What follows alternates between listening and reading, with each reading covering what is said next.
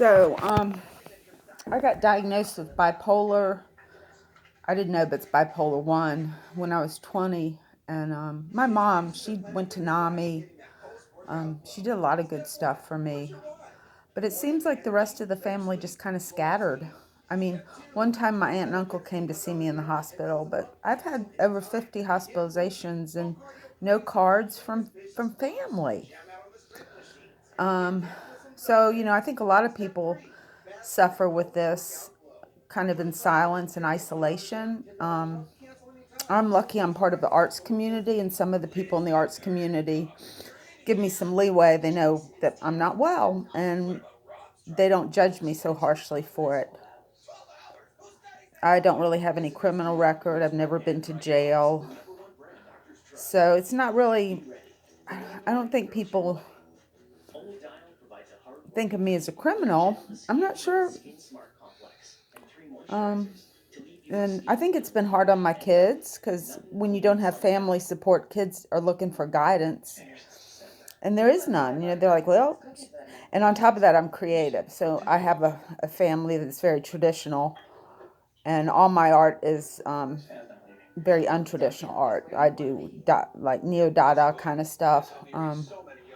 It's not necessarily retinal. It means something, but I'm not really trying to please the eye, like say Monet or something like that. But yeah, I guess my main thing is like, how can a family or friends be supportive of people that are suffering mental illness, the symptoms of mental illness? Like right now, I'm in remission. I've been in remission about 3 years. I wasn't invited to Thanksgiving dinners. My kids went, the whole family went, except my mom. She had died, and I think that's part of the problem. Was that my mom was kind of the rock of the family, and I would get invited to things. And when I was suffering symptoms, sometimes I said stuff that might have been a little inappropriate.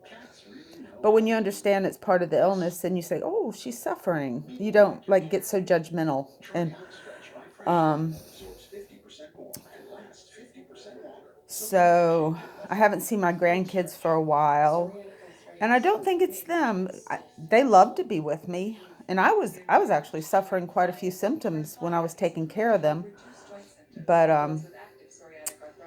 I took care of them, and we played chess and went to the museum, went to the science museum, did all sorts of fun stuff.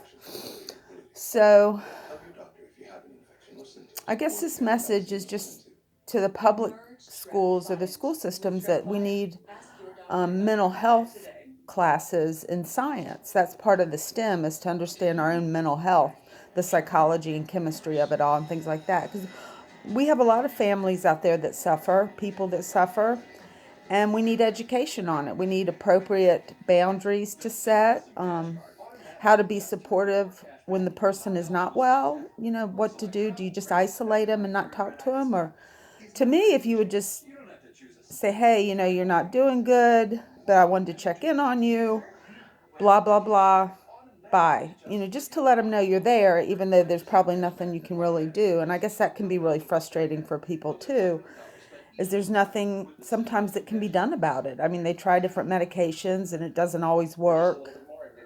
So you might feel like a failure, um, but it's just another step in the bumpy road. And hopefully we'll stop having all the suicides and drug addiction due to mental health issues if we teach that in schools, in science, because it is part of science. It's part of your health, which I say the blossom is literature and the arts.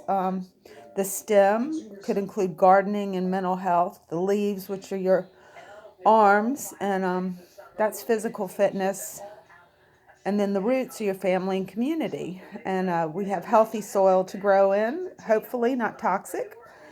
But we're forming a garden. Our world is a garden, and I know that's a stretch with all the problems going on right now, but we can do better. I truly believe that throughout history, we've always done better as humanity, and I think this is a big stepping stone for our school systems to have a better arts program. And I don't mean STEAM, I mean the flower. The children are flowers. And that would mean like 500,000 per school for different art teachers and also art therapy. We need to invest that in our children.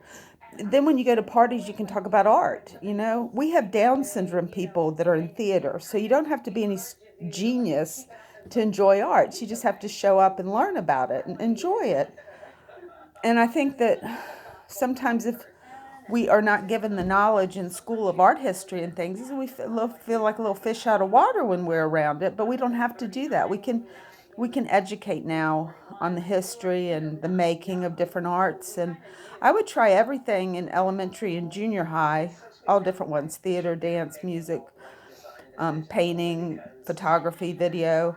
And then when you get to high school, you can specialize in the one that you really like. And to me, a person that is talented is really good at it and really enjoys it, but maybe they can't make a living. And that's a lot of people. But you can have hobbies and enjoy it. And then if a special person has a gift, that person might, be Freddie Mercury, somebody that's just like out of the box gifted and they make a living at it. Thank you.